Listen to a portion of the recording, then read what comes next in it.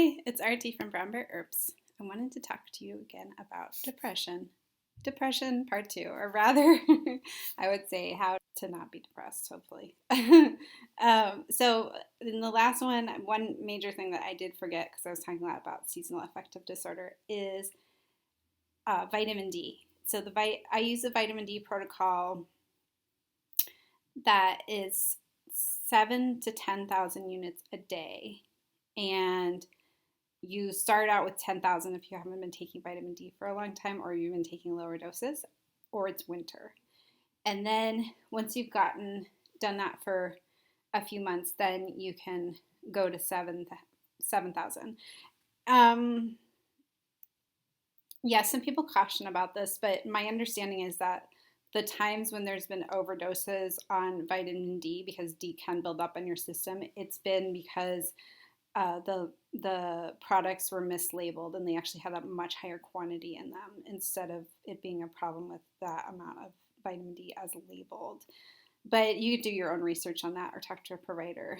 But I'm just letting you know that, like in my own experience, when I was first diagnosed as having low vitamin D by lab test, my doctor told me to take 1,000 units a day, and then a friend of mine told me, no, you got to take at least 2,000. And then that was in the fall, I believe. And then in the spring, I got tested again, and I was even lower. So 2,000 wasn't even close to enough, and I was really good about taking it. So that's one thing. And then for me personally, I find there's a couple reasons why I can end up getting depressed. One is that, and this is really, I can't tell which one's worse, but one is that I choose to start believing other people's opinions about me. And sometimes people have opinions about you that really have nothing to do with you. They're just about like how they want to look at people so that they feel better, or they're confused about their own lives or something like that. Really, you need to know who you are as a person inside. So when I just have to really believe in myself, even though a lot of people have had a lot of negative things to say about me or ways to treat me in my life, but I've learned that I just need to ignore them and just really, if somebody has a complaint about me, I have to look inside and decide, like, was I acting in integrity? And am I feeling in integrity with myself? And I really have high standards for myself, so I can feel confident that if I say yes to that, it's true.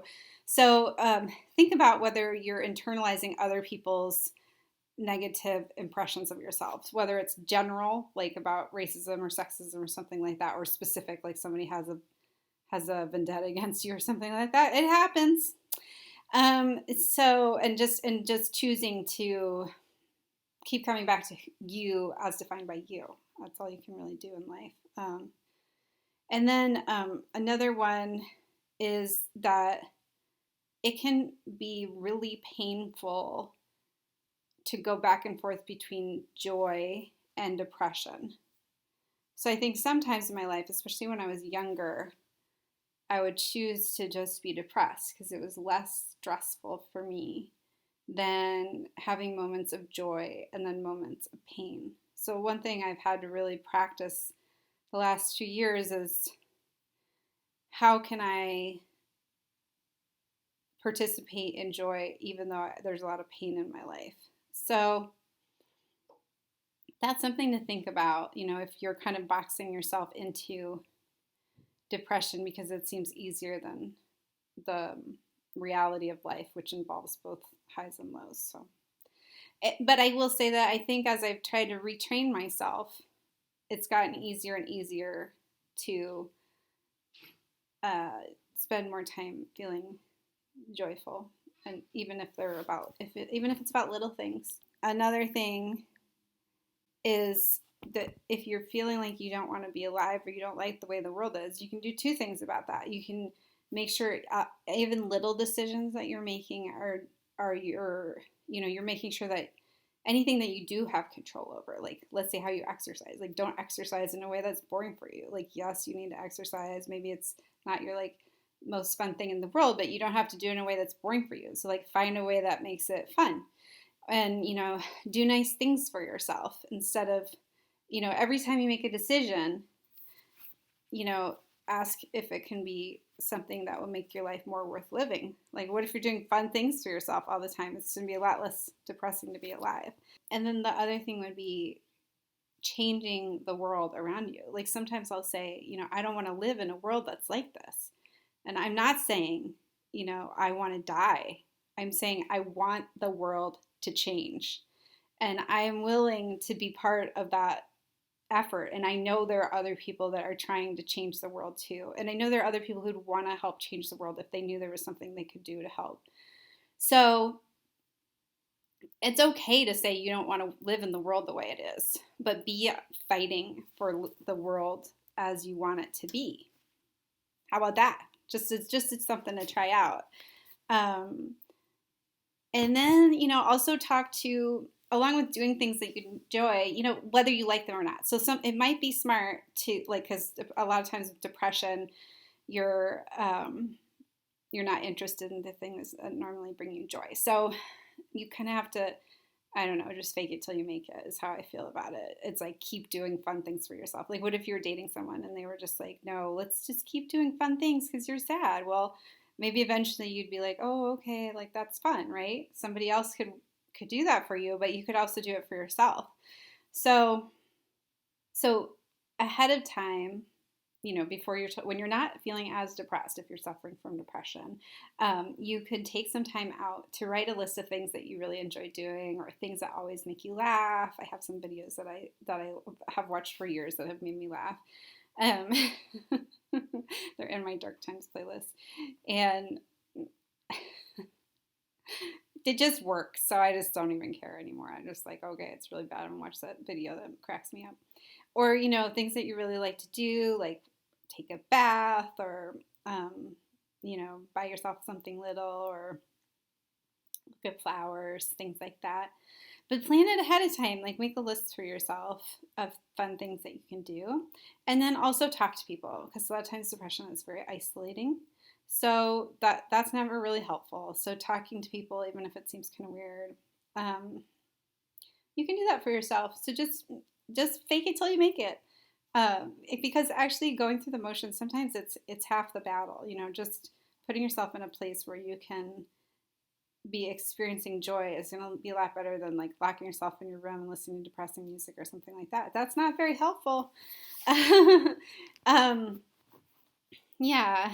And then I wanted to talk to you about taking it 5, 10, or even 15 minutes at a time. Like, if you've done the 12-step programs, you might have done the one day at a time. And this is my take on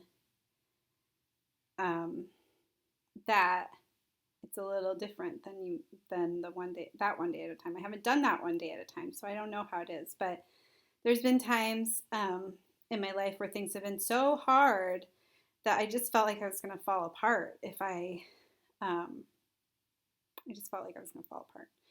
And so one thing that my guru's husband said was that if you're truly in the present moment,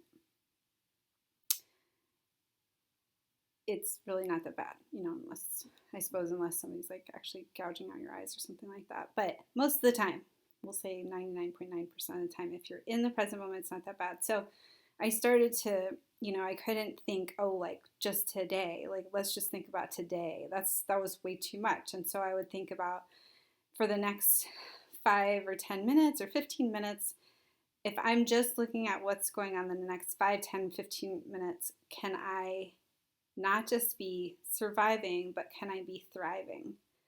So can I look at what's going on right now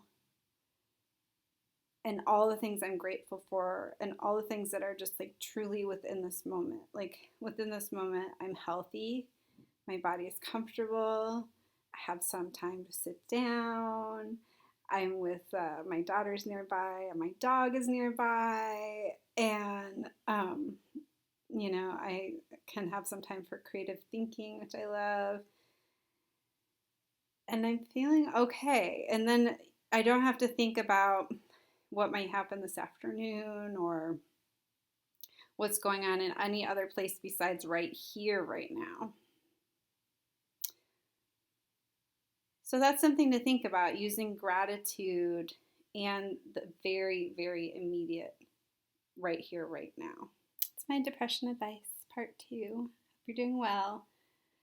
Talk to friends, talk to therapists, talk to hotlines, do what you need to do. But my hope is that you will not just be not depressed, but you'll be thriving, because you might find that after a while of loving yourself and reaching out to people who are going to be nice to you. Like, don't call people who you know are going to be giving you bad advice or going to be hurting you. Write a list of people who actually say nice things when you talk to them and actually are supportive and constructive.